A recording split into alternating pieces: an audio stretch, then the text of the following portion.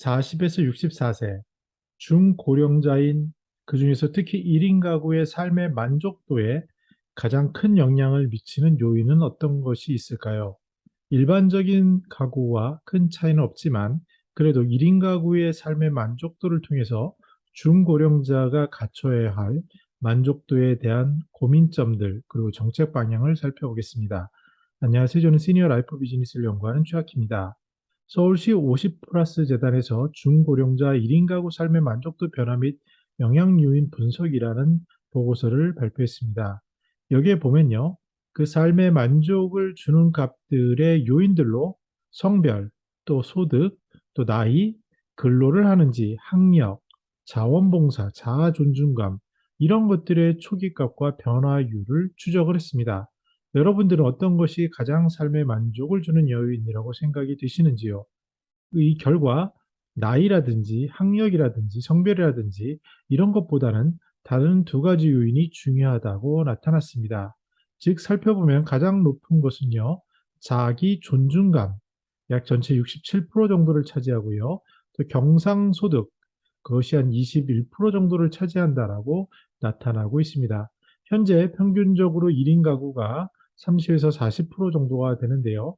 이렇게 다수를 차지하고 또 나이가 많아질수록 또 사별이나 이런 이유들로 인해서 1인 가구의 비중이 높아지는데 이분들에게 있어서 삶의 만족의 중요한 것은 자기를 존중하는 것, 이것이 가장 높다라는 것이 주는 의미를 살펴볼 필요가 있습니다. 소위 자아 존중감이라는 것은요, 자신이 사랑받을 만한 가치가 있는 소중한 존재고 어떤 성과를 이뤄낼 만한 유능한 사람이라고 믿는 마음이다라고 위키백과에 정의하고 있습니다. 그런데 이러한 자아를 인정하는 그런 것들, 자존감, 이런 것들은요, 어린 시절에 영향을 가장 많이 미치지만 나이가 들어가면서 살아가면서 현실을 알아가고 또 경험하면서 특히 또래와의 비교를 통해서 자신을 평가하면서 자신의 자존감을 조정한다라고 얘기를 합니다. 40세 정도가 되면은 뭐 여기서는 46세 정도 되겠죠. 46세부터 64세 이렇게 되다 보면은요. 어떤 일이 생기냐면 살아가면서 학력이 큰 영향을 미쳤지만 어렸을 때는 그것이 좋은 학벌 이런 것이 다인 것 같았지만 절대 다수의 사람들에게 이것들을 보다도 더 중요한 것들이 있지 않는가라는 생각을 하게 되고 점차 소득이라는 부분에 집중하게 됩니다. 그래서 정책적인 측면에서는요. 이러한 소득과 함께 더 중요한 심리적인 회복 그리고 자존감 향상이 고려되어야 한다라고 조언하고 있고 이를 위해서 신체적인 건강, 사회적 관계, 심리적 건강 이런 삶의 질을 향상하는 프로그램을 운영해야 된다라고 정책적인 측면에서는 이야기하고 있습니다. 그런데 우리의 삶 전체를 조망해 볼 필요가 있습니다. 시니어의 삶을 살아가시는 선배님들의 경륜과 지혜를 들어보면요. 크게 이런 것들을 느낄 수 있는 것 같습니다. 누구나 피해갈 수 없는 세 가지 고통이 있습니다. 경제적인 가난, 이것을 피해 가시는 분들도 많이 있고요. 물론 또 건강의 질병, 이것 또한 피해 가시는 분이 일부 있을 수 있습니다. 그런데 가난과 질병을 피해 갔다라고 할지라도 고독이라는 인간 존재의 외로움, 가장 큰 시간과 관련된 부분이 굉장히 일부 현금 흐름이 좋은 분들, 건강하신 분들 사회에서 문제가 되는 경우를 보게 되고요. 특히 사망의 단계에 이른다는 사람은 누구나 죽는다라는 이러한 확실한 현실 속에 부딪히는 게 인생이라고 할 수 있습니다. 이러한 단계에서 매슬로우가 이야기한 욕구 단계에서는 아마 공부를 하신 다양한 분야에서 가장 많이 쓰이고 있는 이론인데요. 이것은 사람은 욕구의 단계가 있는데 기본적으로 생리적인 것, 즉 숨을 쉰다든지 음식을 먹는다든지 물을 마신다든지 이런 것들을 얘기하고요.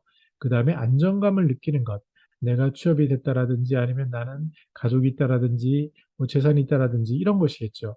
나아가서 내가 애정과 소속을 느끼는 것, 그 너머에 셀프 이스팀, 오늘 얘기하는 존중감이라는 게 자리 잡고 있습니다.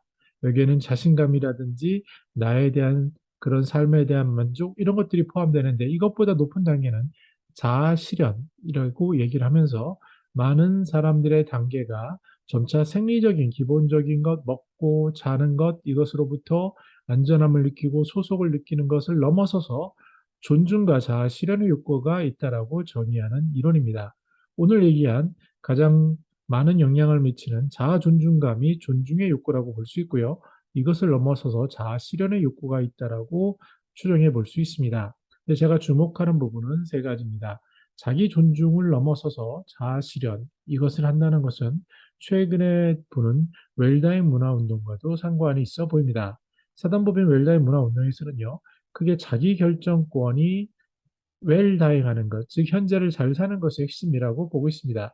그만큼 나이가 든 중고령자들이 자기의 삶을 내가 결정할 수 있다, 내가 내 삶을 꾸린다라는 생각을 갖는 게 중요하고요. 그러다 보면은 당연히 나중에 사회에 부담이 되는 것이 아니라 사회에 기여할 수 있는, 자기 선택을 할 수 있는 것들을 하게 될 것이고, 더 나아가서 자신의 삶에 남는 유산, 그것이 재물이든 아니면 비재물적이든 이러한 것들을 남기는 쪽을 통해서 자기를 존중하고 또 자아를 실현하는 이런 것으로 간다라고 보는 철학을 밑바탕에 깔고 있는 것 같습니다. 사다모빈 시니어 라이프의 노준식 감사님은 전에 철가방 우수라는 영화를 소개했는데요.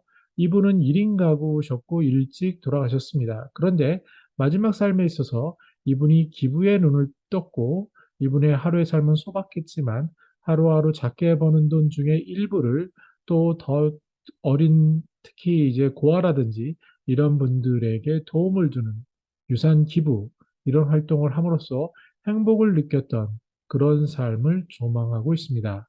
과연 우리들은 40세 이상의 중고령자들이 느끼는 삶에 있어서 어떠한 것이 정말 필요한 건지, 그것이 정책적인 차원에서는 일거리도 제공을 하고, 왜냐하면 소득이 중요하니까 이것과 함께 더 중요한 자아 존중감, 이것을 어떻게 심리적 회복과 자존감을 향상하는 정책을 펼쳐야 한다는 것과 함께 누구나 다 삶에 있어서 피할 수 없는 현금 흐름의 크고 많음을 떠나서 같이 어울리면서 특히 사회를 향해서 뭔가를 남길 수 있는 자기 유산 기부까지 생각하는 틀이 중요하지 않나. 결국 사람은 어떠한 물리적인 그러한 제한을 받지만 결국은 자신이 왜 태어났고 자신의 삶에서 존중을 받는 것을 넘어서 자신의 삶을 어떻게 실현할지에 대한 근원적인 누구나 닥치는 삼고와 죽음 앞에서 고민하는 존재임을 엿보게 한 보고서였습니다. 저는 더한 시니어3 공동체를 연구합니다. 감사합니다.